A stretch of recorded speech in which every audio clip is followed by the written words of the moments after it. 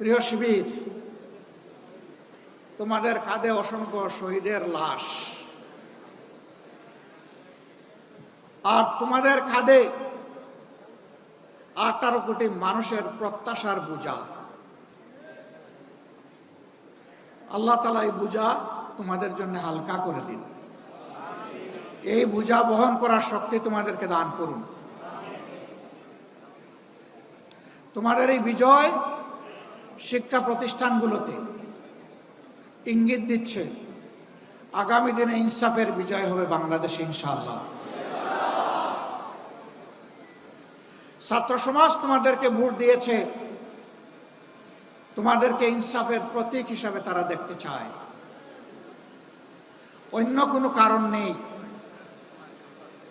আজ বাংলাদেশে ইনসাফের বড় অভাব, আর সেই ইনসাফের ভিত্তি হচ্ছে আল্লাহর কোরআন। নবী মুহাম্মদুর রাসূলুল্লাহ সাল্লাল্লাহু আলাইহি সাল্লামের সুন্নাহ। কোরআন সুন্নাহকে বাদ দিয়ে দুনিয়ায় কোথাও ইনসাফ কোনো কালে কায়েম হয়নি, হওয়ার কোনো সম্ভাবনা নেই।